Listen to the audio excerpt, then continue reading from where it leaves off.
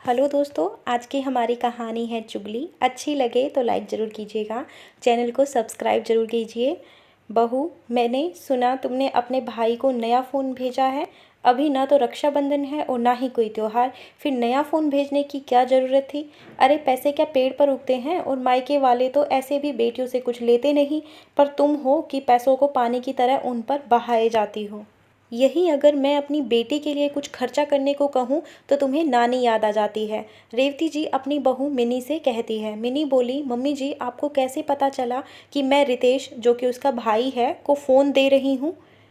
और पता चल भी गया तो इसमें क्या दिक्कत है? क्या रक्षाबंधन या कोई त्योहार आएगा तभी मैं उसे उपहार भेज सकती हूँ? क्या आप जानती हैं पापा रिटायर हो चुके हैं और अक्सर बच्चों को ऑनलाइन क्लास में पढ़ाई करनी पड़ती है।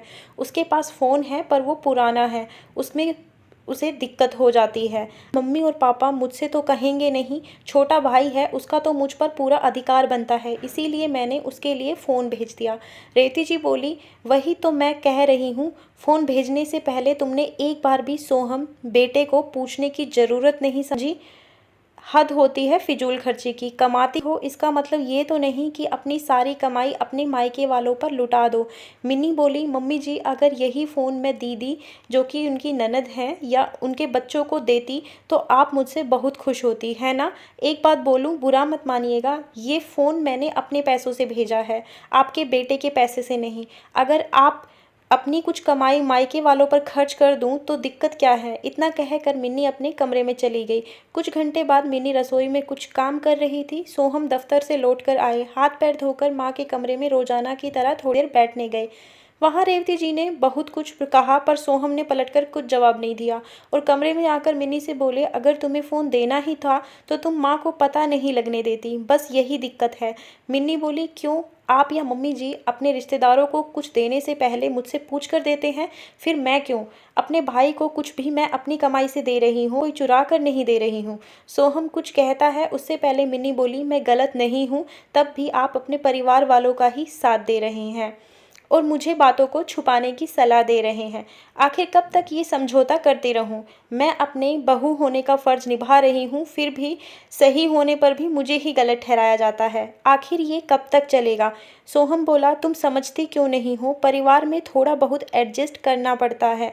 मानता हूँ तुम्हारी गलती नहीं है, पर मैं परिवार के विरोध में जाना नहीं चाहता। मेरी माँ और बहन का स्वभाव तुम जानती हो। जरूर निकिता, जो कि सोहम की बहन है, ने माँ के कुछ कान भरे होंगे। जब भी आती है कुछ न कुछ झमेला मेरे लिए खड़ा कर देती है।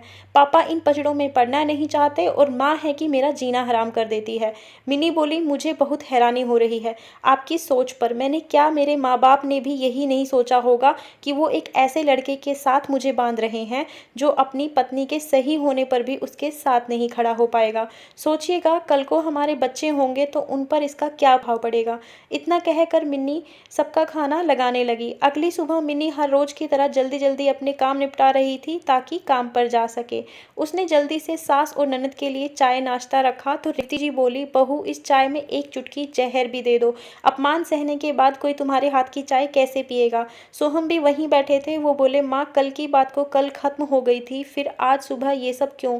रेवती जी बोली, दीवारों के भी कान होते हैं बेटा। बहू ने तुमसे जो कुछ भी कहा मुझे मालूम है। मैं तो बहुत सी बातें हैं इसकी जो बर्दाश्त कर जाती हूँ ताकि परिवार एक साथ रहे, पर मेरी बहू को अपने मायके पर खर्च करने से फुर्सत मिले तब तो अपने परिवार के बारे में वो सोचेगी।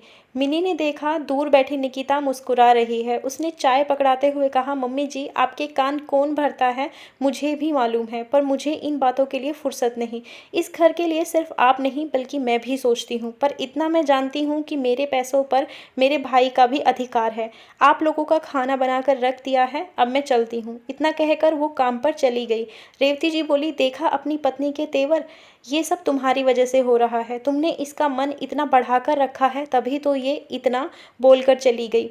अभी भी समय है, संभाल लो, वरना कल को बच्चे हो जाएंगे तो उन्हें भी ये तुम्हारे खिलाफ कर देगी। निकिता बोली, सच में भैया मैं तो अब पराई हो गई हूँ, फिर भी इस घर की इतनी चिंता करती हूँ।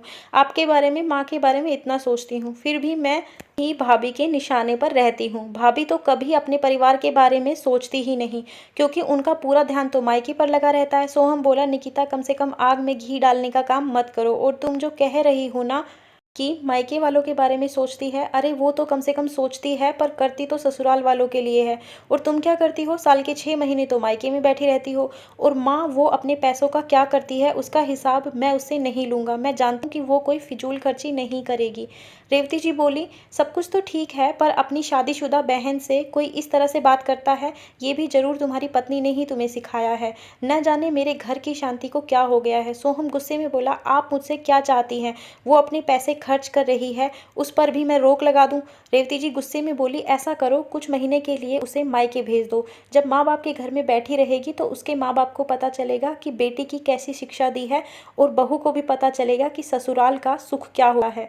जब भी निकिता मायके आती है, घर का माहौल कुछ ऐसे ही डगमगा जाता है। मिनी की माता पिता कभी भी उससे कोई मदद नहीं लेते हैं, परंतु पिता के रिटायरमेंट के बाद मिनी अपना फर्ज निभाते हुए अपने भाई की छोटी मोटी मदद कर दिया करती थी, जो कि रेवती जी को पसंद नहीं आती थी।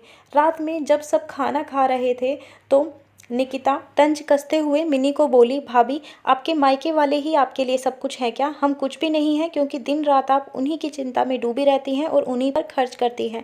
सोहम बोला, खाने के टेबल पर भी तुम लोग शुरू हो गए। मिनी मुस्कुराकर बोली, अरे ननद भाभी के बीच मस्ती मजाक हो रही है। और दीदी, मेरी कमाई पर मेरा ही अधिकार है, ये मैं कैसे भी खर्च करूँ ये मेरा निर्णय है। जहाँ तक हक की बात है, जितना हक आपका आपके भैया के पैसे है उतना ही मेरे भाई का मेरे पैसे पर। और जहाँ तक उपहारों की बात है, उपहार किसे ज़्यादा मिलते हैं ये आपसे बेहतर कौन जानता है। ये बात रेवती जी को चुभ गई। उन्होंने कहा, बहू तुम्हारी ननद ने ऐसा भी क्या कह दिया जो तुम्हें इतना बुरा लग गया? आखिर वो गलत क्या कह रही है?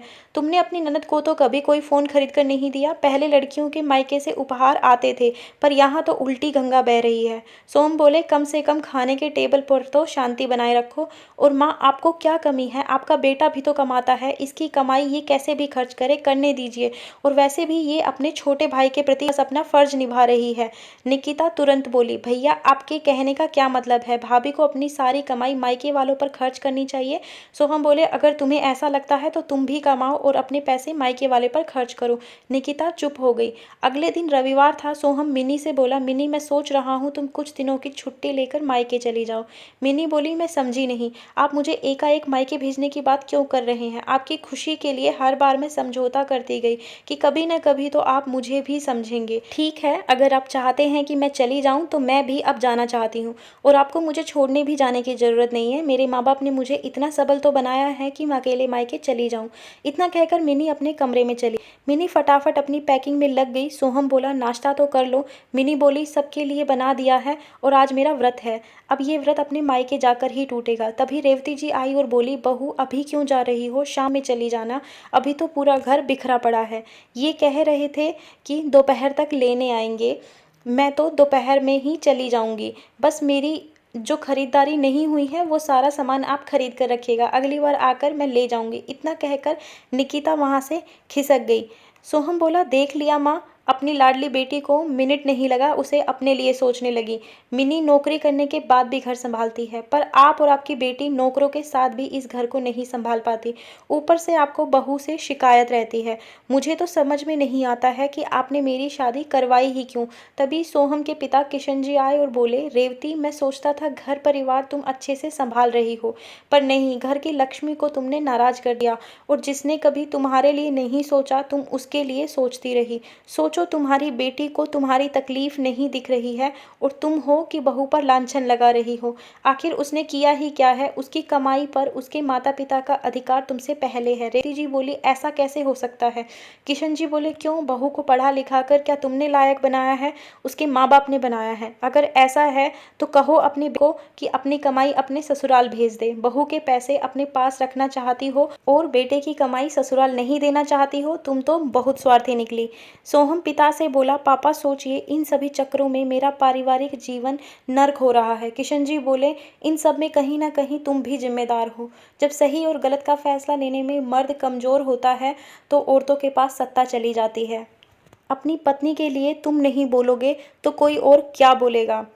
अब यहाँ खड़े खड़े मेरा मुंह ताक क्या रहे हो? जाओ और बहू को समझाओ, और तुम निकिता बेटी का सामान बांधो और उसे विदा करो, और कहना त्योहार पर आया करे। इतना कहकर वो चले गए। सोहम जाकर मिनी को मनाने लगा। मिनी बोली, सब कुछ होने के बाद आप इसी तरह बात करते हैं। पापा जी, अगर आपसे नहीं कहा होता तो आप मुझे मनाने भी नहीं आते, बल्कि मुझे मायके जाने देते। आखिर मेरे पैसों पर मेरे माँ बाप का अधिकार क्यों नहीं है?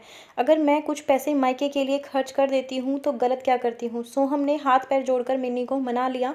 दोपहर में निकिता जाने लगी तो रेवती भी बोली, तुमने मेरे साथ अच्छा नहीं किया। आज मेरा सर सबके सामने झुक गया है सिर्फ तुम्हारे व्यवहार के कारण। उम्मीद रखती हूँ कि तुम अपना ये व्यवहार अपने ससुराल में नहीं रखोगी, वरना ना तो मायके की रहोगी ना ही ससुराल की।